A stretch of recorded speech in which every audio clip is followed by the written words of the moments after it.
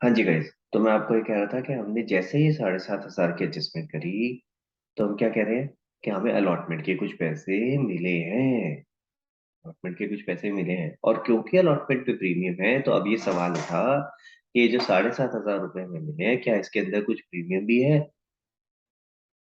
Question समझ आया पहले? सिचुएशन समझ आई कि यह इशू क्या आ रहा है। आपको जो एक्सेस एप्लीकेशन मनी मिली है, जो आप एडजस्ट कर रहे हो, जिस स्टेज पे एडजस्ट हो रही है उस स्टेज पे प्रीमियम है। अगर ये प्रीमियम अलॉटमेंट पे ना होगे, फर्स्ट कॉल पे सेकंड कॉल पे होता, तो फर्क नहीं पड़ता। समझ आ रहा है? क्यों फर्क नहीं पड़ता? क्योंकि फिर ये 7,500 रुपये सारे कैपिटल के अगेंस्ट होते हैं। और क्योंकि जिस स्टेज पे एडजस्ट हो रहे हैं उस स्टेज पे प्रीमियम है, तो अपने को देखना पड़ेगा कि क्या इसमें से कुछ प्रीमियम मिला है या नहीं मिला। क्लियर हो गया?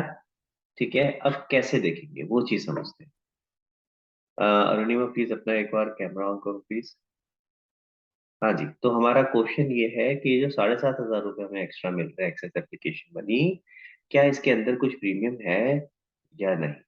अगर प्रीमियम है, तब तो उसको हमें इग्नोर करना है, और अगर इसके अंदर प्रीमियम नहीं है तो फिर कोई और एडजस्टमेंट नहीं। क्लियर? तो देखिए जरा कैसे देखेंगे। देखो भाई, ये जो 11,200 आपने निकाला कि अलॉटमेंट पे हमें मिलना है, इसके दो पार्ट्स है। ध्यान से देखो, ये अलॉटमेंट ड्यू निकाला था, इसके दो पार्ट। 11,200 कैसे आया था? 2,500 शेयर इंटू 4.5। 4.5 कैसे बना? 2 रुपए शेयर कैपिटल, 2.5 रुपए आपका प्रीमियम। तो अगर मैं इसको शेयर कैपिटल अलग करूँ और एसपीआर यानी प्रीमियम अलग करूँ, तो कितना कितना बनेगा? 2,500 multiplied by 2, 2,500 multiplied by 2.5, which is equal to 5,000 का कैपिटल और 6,250 का premium. Are you with me? देखो, यहाँ तक सबको समझ में आया? तो मैंने क्या किया, जो आपका अलॉटमेंट ड्यू था उसके दो पार्ट्स कर दिए। जो टोटल ड्यू है वो तो 11,250 है, उसमें से कैपिटल कितना है और प्रीमियम कितना है। ठीक है, अभी मैंने सिंपल इतना किया, मैंने उसके दो पार्ट्स किए। अब जो हमारा सवाल था ओरिजिनली, उस पर वापस आते हैं। 7,500 हमें इस अलॉटमेंट के अगेंस्ट ही मिला है। 7,500 इस अलॉटमेंट के अगेंस्ट ही मिला है। तो अब उसमें से हमें ये डिटरमाइन करना है कि हमें कैपिटल कितना मिला है और प्रीमियम कितना। अब हमने ये तो डिटरमाइन कर दिया कैपिटल ड्यू कितना था और प्रीमियम ड्यू कितना था। कैपिटल ड्यू था 5,000 और प्रीमियम ड्यू था 6,200।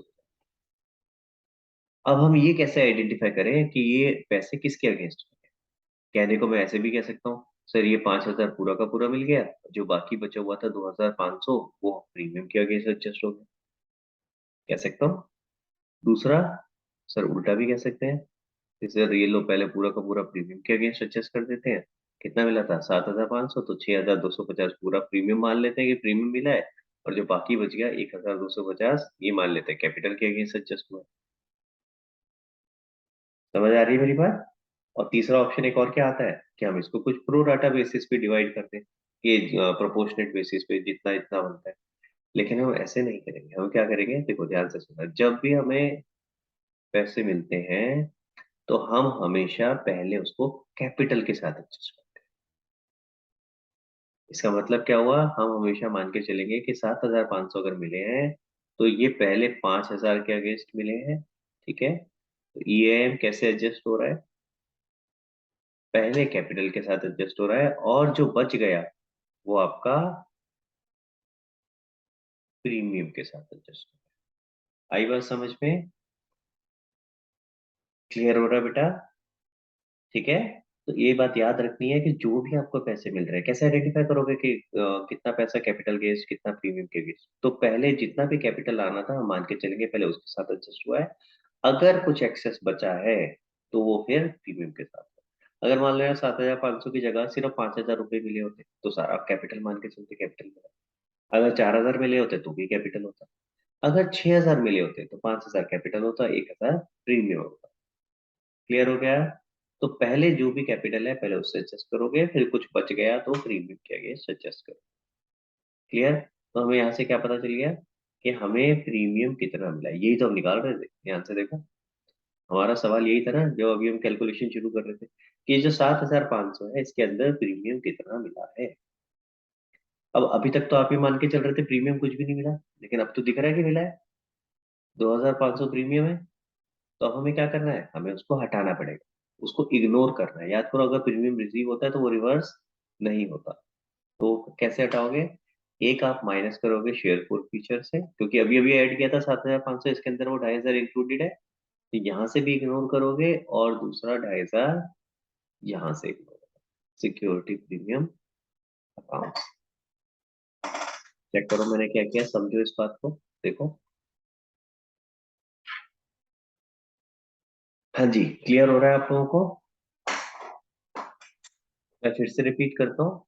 देखो, एडजस्टमेंट मुश्किल नहीं है, समझना मुश्किल है। पहले इसको समझो कि मैं कर क्या रहा हूँ, रटना नहीं है। मैं फिर से क्या, हमने अभी तक कौन सा केस किया था, हमने केस किया था four feature in case of call in area.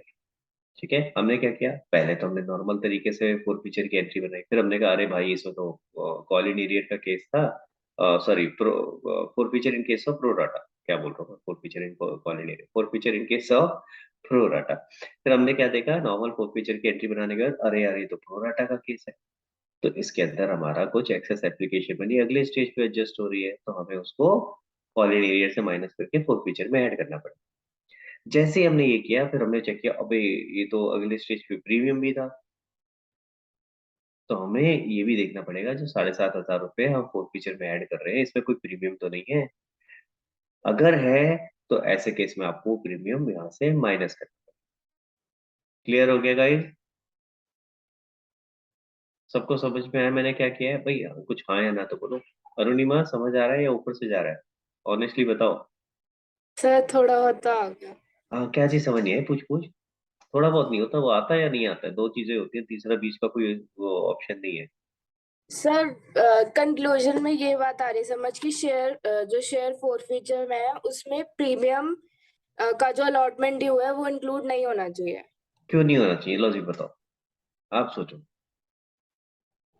अ, क्योंकि वो ऑलरेडी, नहीं यही तो नहीं आ रहा समझ कि क्यों हो रहा क्योंकि जब प्रीमियम रिसीव होता है तो हम उसको इग्नोर करते हैं। याद करो ना, प्रीमियम के लिए हमने क्या रूल रखा था, फोर फीचर की एंट्री बनाते वक्त, अगर प्रीमियम रिसीव हो गया तो इग्नोर करोगे, अगर रिसीव नहीं हुआ तो रिवर्स करो। ये था या नहीं था, बताओ अरुणिमा? जब आपको four feature in case of SPR कराया था, एसपीआर में क्या होता है, अगर प्रीमियम रिसीव नहीं हुआ है तब तो रिवर्स होगा, और अगर रिसीव हो गया तो इग्नोर होगा। अभी तक हम क्या मान के चल रहे थे, भाई ये यहाँ पे कॉल इन एरियर है, ये तो ये वाला प्रीमियम रिसीव नहीं हुआ, यही मान के चल रहे थे ना, कि इस स्टेज पे कॉल इन एरियर है तो ये वाला प्रीमियम रिसीव नहीं हुआ, और इसी वजह से रिवर्स कर दिया था, जो परीक्षा ने मुझे पहले एंट्री बताई। बट अब पता क्या चला, अरे नहीं नहीं भाई, इसमें से कुछ तो प्रीमियम मिल गया है, क्योंकि एक्सेस एप्लीकेशन बनी जो आपकी एडजस्ट हो रही है अलॉटमेंट में, हमने चेक किया उसके अंदर कुछ प्रीमियम इंक्लूडेड। आई बात समझ में?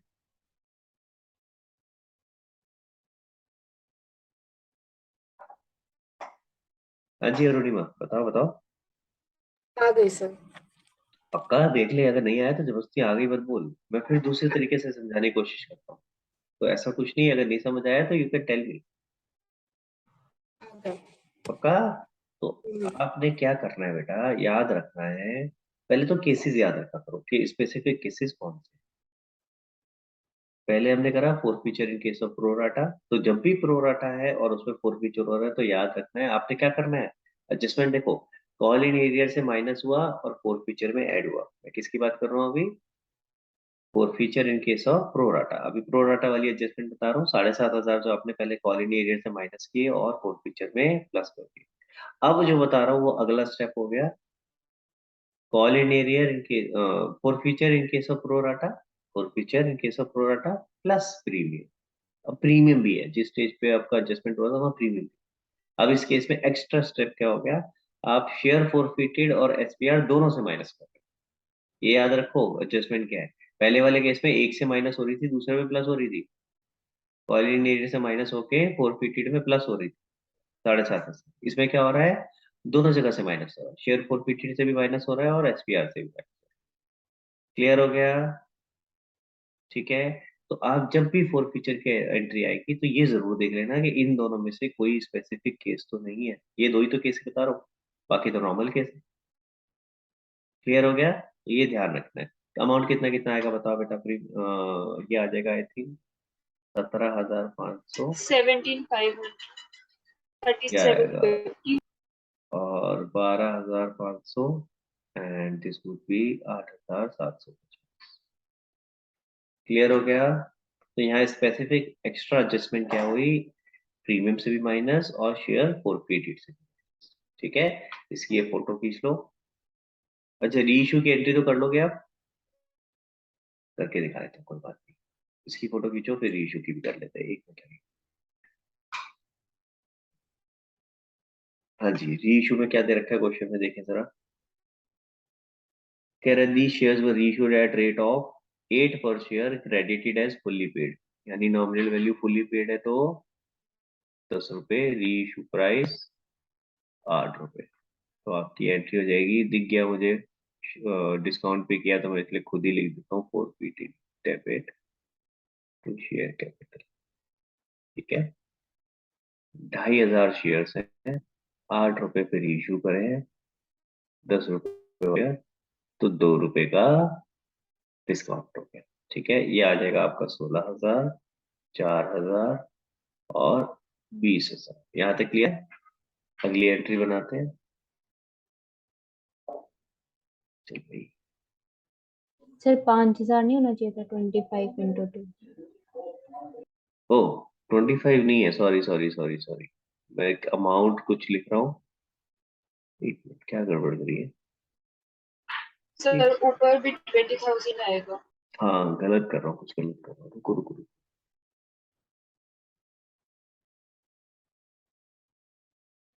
सारे शेयर करें ना, हाँ सॉरी सॉरी सॉरी, ये चेंज होगा, गलत कर दिया, गलत कर दिया।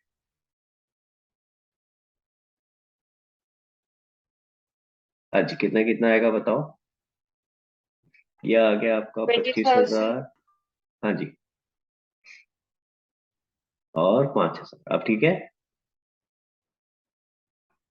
इसके बाद सेकेंड एंट्री क्या होगी, एंट्री होती है हमारी share forfeited to capital reserve. हाँ, अब देखते हैं जरा क्या होगा। कह रहा है ये आपने सारे के सारे जितने भी शेयर थे री इशू कर दिए। वैसे तो अगर सारे ही कर दिए तो मैं सीधा सीधा ये वाली वैल्यू उठा सकता हूँ, देखो सारे ही कर दिए ना मैंने, तो मेरा पूरा का पूरा फॉरफिटेड जो है सारा का सारा कंसीडर होगा फॉर कैपिटल रिजर्व। तो मैं सीधा सीधा ये भी उठा सकता था, 12,500 उसमें से माइनस करता 5,000, 7,500 मेरा आंसर आ जाता। चेक करो, क्या 7,500 दे रखा आंसर। आंसर क्लियर हो रहा है। मैंने क्या किया, मैं पूरा का पूरा ले सकता हूँ। क्यों, क्योंकि भाई सारे के सारे मेरे री इशू हो गए, तो मेरा टोटल फॉरफिटेड अमाउंट 12,500, उसमें से जो डिस्काउंट दिया उसको माइनस किया, 12,500 माइनस 5,000, ये कितना आ जाता, 7,000। क्लियर। अब 12,500 सर आपने डायरेक्टली ले लिया पूरा का पूरा। अगर मान लो हमने कम शेयर री इशू करे होते तो, ये तो पूरे के पूरे करे थे, तो अब दूसरा केस भी करके दिखा देता हूँ जहाँ कम शेयर री इशू करे थे। ठीक है, पहले आप इसकी फोटो खींच लो। ये लो गाइस, पहले इसकी फोटो खींचो, फिर उसके बाद बात करें। हो गई, चले आगे। अच्छा, अब हम अज्यूम करके चलते हैं कि हमने 2,500 पूरे के पूरे री इशू नहीं करे, हमने कितने री इशू करे, सिर्फ 2,000। ठीक है, तो पूरी एंट्री चेंज हो जाएगी। मैं जरा एंट्री चेंज कर देता हूँ आपके लिए।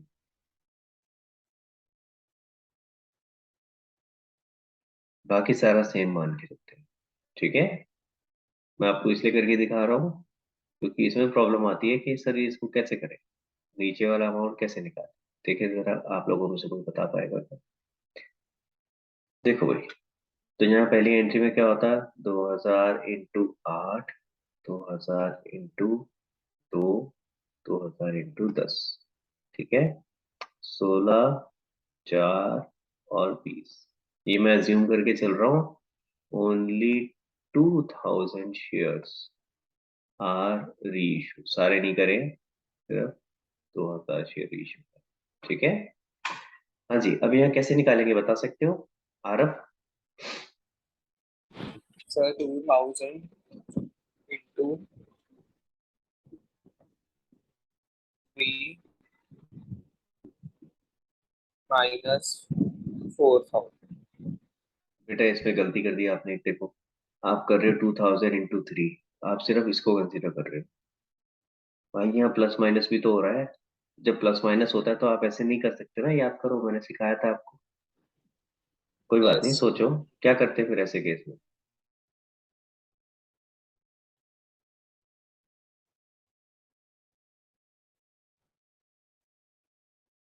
ट्राई करो एक बार, कोई बात नहीं, सोचो क्या होगा। और क्या ऑल्टरनेटिव हो सकता है।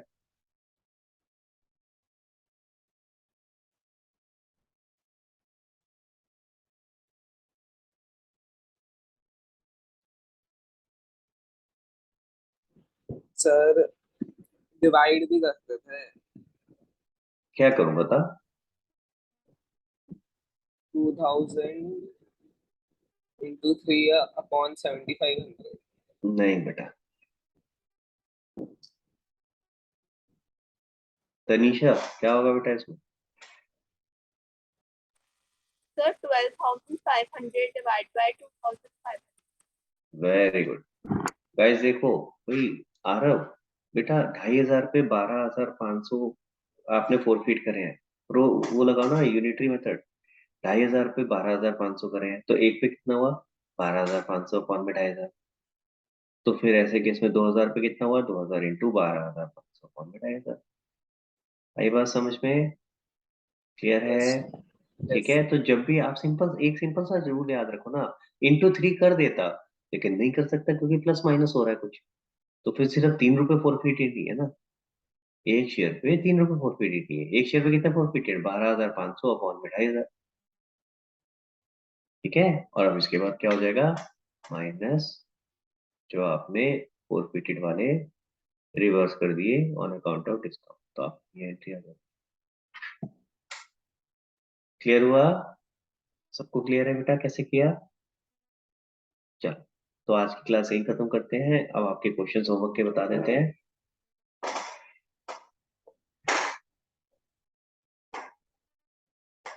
तो आपको मैंने बीच में कुछ क्वेश्चंस गलती से छोड़ने के लिए दे दिए थे, अब वो वाले कर लेना।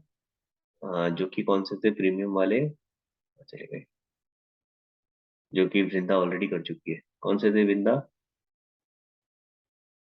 सर 74 से 77 तक। 64 से बेटा। सर 64 आपने पहली होमवर्क का दे दिया था तो आप डिस्कस भी कर लिए थे वो तो।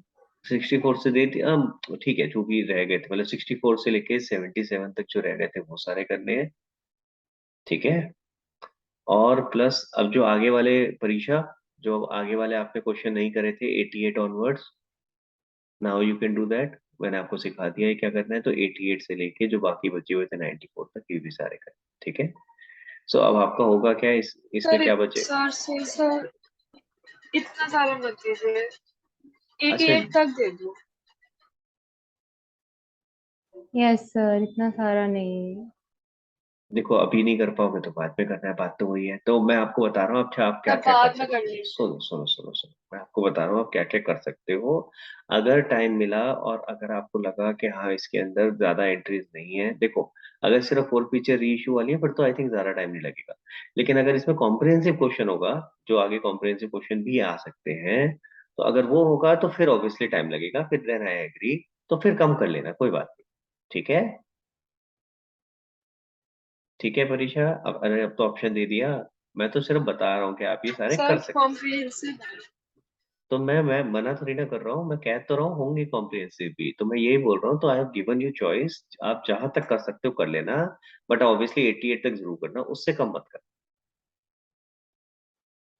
ठीक है, फिर 88 के बाद ये सारे के सारे वही हैं, इनमें क्या नाम है, जो जैसे केस मैंने अभी कराया कि सारे के सारे शेयर री इशू नहीं हुए, कुछ शेयर री इशू हुए, तो फिर आपको इस तरीके से कैलकुलेशन करना। क्लियर हो गया गाइस। अब आपका टॉपिक क्या बचे, अब आपके टॉपिक क्या बचे, ये तो ऑलमोस्ट सारे क्वेश्चन खत्म होने को आ गए। तो आपके भी 3-4 टॉपिक बचे। क्या क्या चीजें बची है, एक हमें कैश बुक बनानी सीखनी है। कहीं लिख लो एक जगह, नेक्स्ट टाइम मेरे को बताना। एक जना कौन लिखेगा। मैंने किसी को लास्ट टाइम लिखवाया था, उसने मुझे अभी तक याद नहीं दिलाया है। मैंने किसको लिखवाया था भाई, आराम और आराम आप में से लिखवाया था किसी को, या प्रथम को लिखवाया था शायद। प्रथम को लिखवाया था, प्रथम आया ही नहीं है ना आज। तो मैंने लास्ट टाइम लिखवाया था कि एक टॉपिक आपको अभी और कराना था, अगर हमें अलॉटमेंट का अमाउंट निकालने के लिए आ जाए कि how much amount is received on allotment, तो लिखो जरा, परीक्षा आप लिख लो बेटा। लिखो पहला टॉपिक जो अभी एक रह गया है, अमाउंट रिसीव्ड ऑन अलॉटमेंट, अगर ये निकालना हो, ठीक है। एंट्रीज नहीं करनी, सिर्फ अमाउंट निकालने के लिए आया, अमाउंट रिसीव्ड ऑन अलॉटमेंट, तो कैसे निकालेंगे? नंबर 1। नंबर 2 लिखो कैश बुक। नंबर 3 लिखो बैलेंस शीट। अगर शुरू के क्वेश्चन देखोगे ना, 4-5 क्वेश्चन वो सारे बैलेंस शीट के हैं, इसलिए हमने वो अभी छोड़ रखे हैं, ठीक है। वो अपने को करना है, बैलेंस शीट अभी अपने को करनी है, कैश बुक, बैलेंस शीट। और एक टॉपिक जो बीच में छोड़ा हुआ वो है issue of share for consideration other than cash. Issue of share for consideration other than cash, बस ये 3 टॉपिक आपके बचे हैं, बाकी सारा कुछ आपका हो गया है। आप अगर देखो देखो इतना सारा कुछ कवर कर लिया हमने, देख रहे हो आपके सामने स्क्रीन पे। पहले किया type of share, lump sum, instalment, फिर किया टाइप ऑफ सब्सक्रिप्शन, उसमें क्या full subscription, over subscription, under subscription. Under subscription में रिजेक्शन, प्रो राटा, कॉम्बिनेशन। फिर टर्म्स ऑफ इशू, क्या क्या टर्म्स हो सकते हैं, पार पे इशू किया, प्रीमियम पे इशू किया। फिर call in area, call in area का पहले नॉर्मल केस किया, फिर call in area in pro rata, जो कि अभी हमने डिस्कस किया।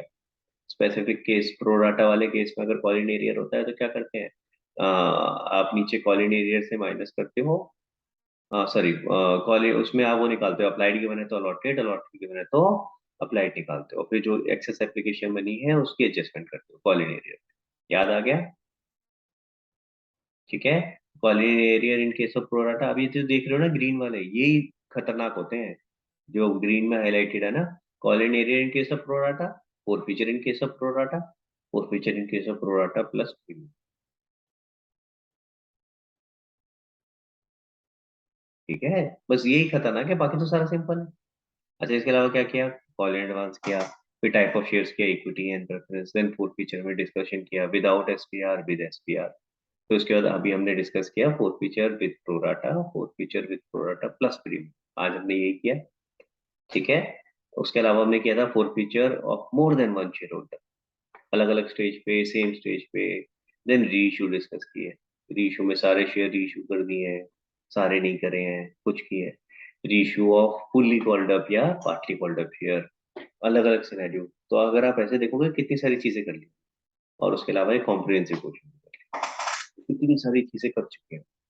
बहुत बड़ा चैप्टर था ये, था हो गया अभी, ऑलमोस्ट खत्म हो गया है, तो यू शुड बी हैप्पी।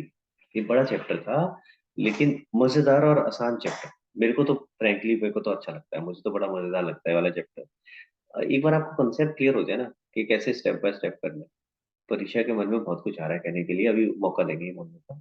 तो एक बार लेकिन आपको अगर समझ में आ जाए ना बेटा, फ्रैंकली कह रहा हूँ, मेरा ये, मैं अपने टाइम की बता रहा हूँ, जब मैं पढ़ाई करता था ना, मेरा फेवरेट चैप्टर हुआ करता था।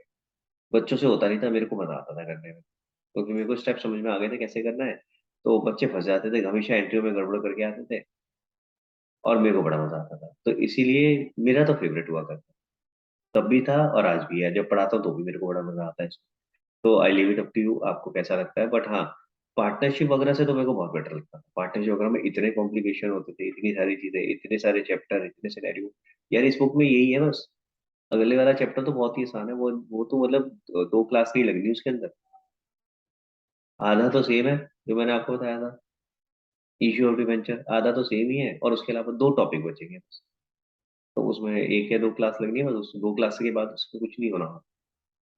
तो दिस इज वेरी इजी, ठीक है। तो इसको ढंग से कर लो आप, जो भी क्वेश्चंस बचे हुए हैं उनको निपटा लो। अब आपके सिर्फ 3 टॉपिक बचे हैं इसके बाद, ये 3 टॉपिक और करेंगे, 3 नहीं 4 हो गए, एक चौथा भी एक लिखवाना, 4 टॉपिक हो गए, 4 चीजें बची हैं आपकी, ठीक है। तो अगली 1-2 क्लासेस में हम इसको चैप्टर को वाइंड अप करें।